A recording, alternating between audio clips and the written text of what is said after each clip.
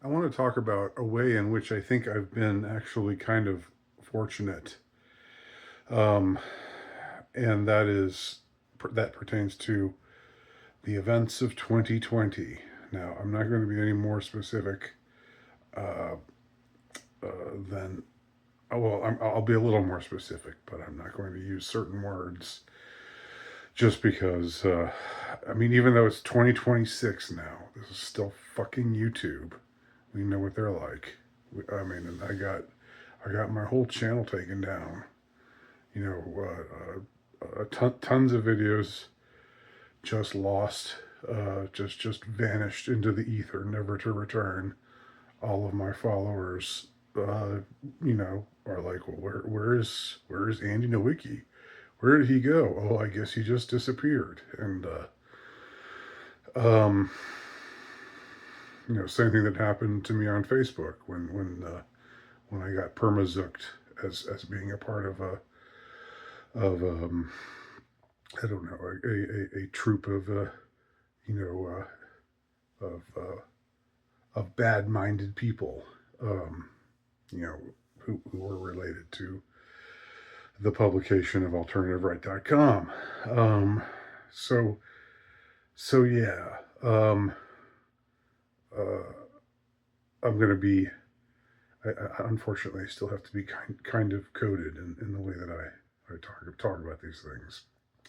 But I think ultimately I'm pretty fortunate, um, compared to other purebloods, let us say, compared to other dissidents, 2020 dissidents, lockdown dissidents, um, because the I didn't really suffer that much um, alienation or separation from family or friends.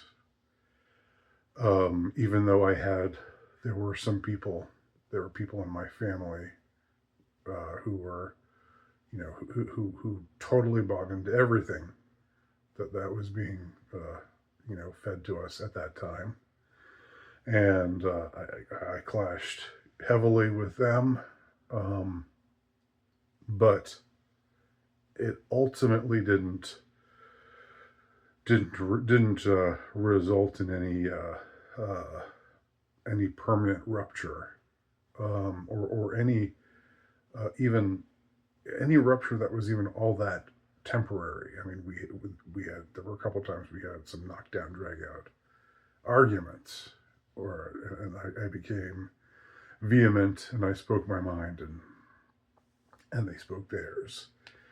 Um, and There was one time when there was a gathering of family, and that this included more extended family, and the person who was in charge of this, since she knew that I had not gotten the prick.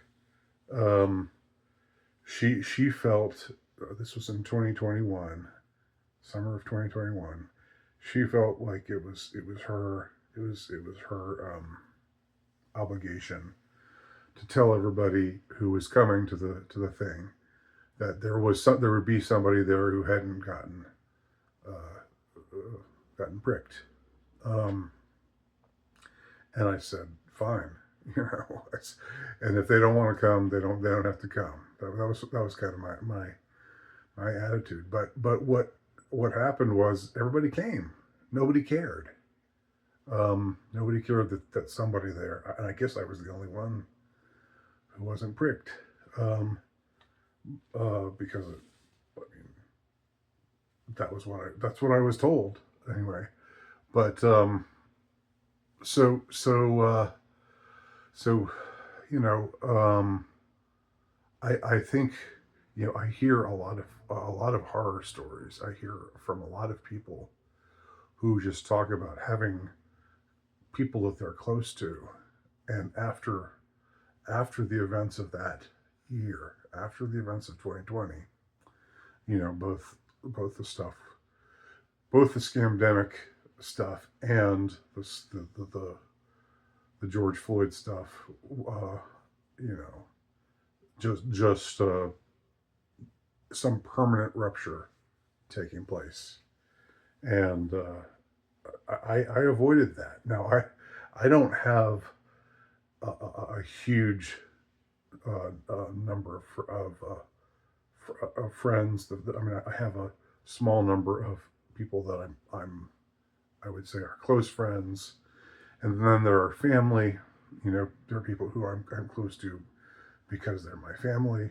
Um, uh, but I don't know if that could be part of it. You know, I was never a part of I didn't have a gigantic friend group because that just wasn't. It's never been how I roll exactly. But but I emerged throughout all that mess pretty unscathed. Generally unscathed, not totally unscathed.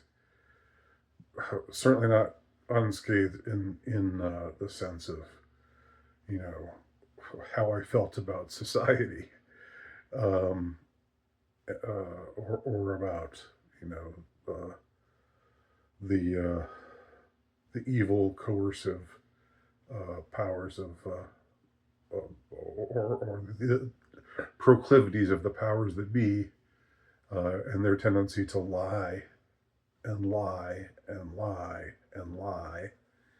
Um, and even after their lies get exposed, there's no consequence. All of that. I'm as annoyed by that and as sobered by that, uh, by seeing that happen as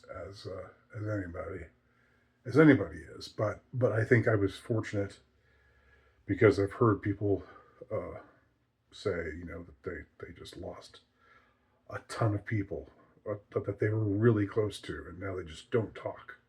They just don't talk to those people anymore, and those people don't talk to them anymore.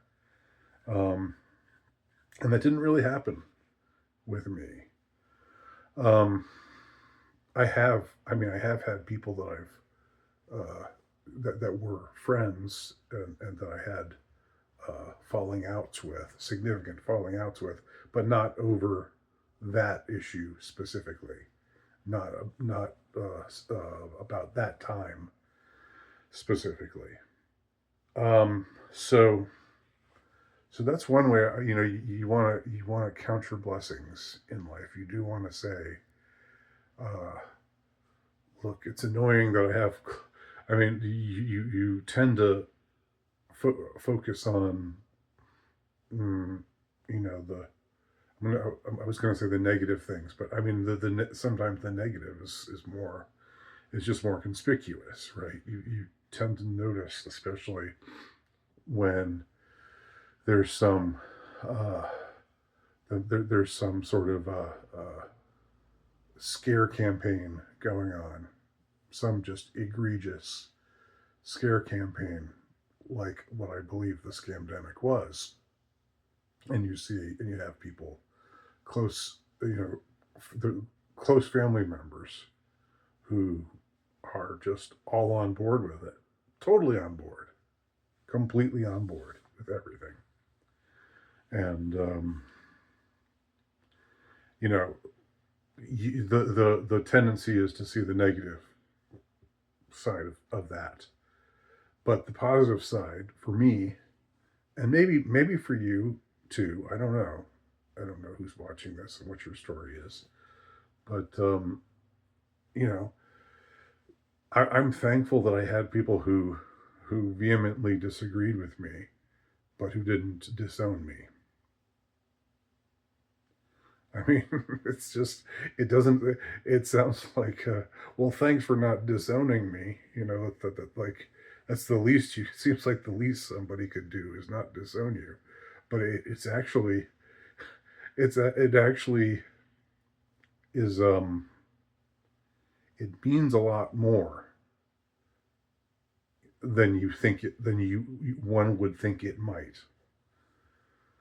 And I'm saying that based on the fact that,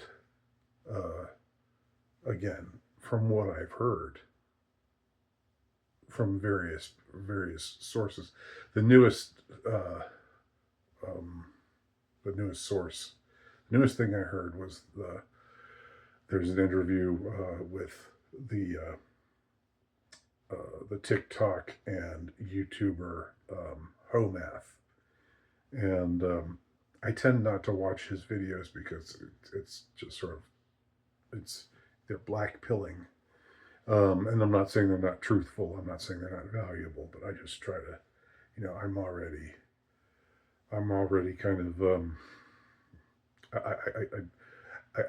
I'm already pessimistic. I'm already you know I need hope.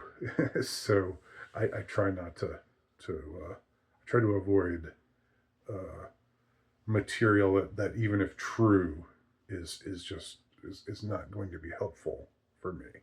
And I think all of us, I think we should all be aware of what's good for us to hear and what isn't. Um, so anyway, that's just something I wanted to register, and maybe if this applies to you in your life, you should think about it as well. Anybody want to share your own stories below? Please feel free to. Um, and thanks for watching.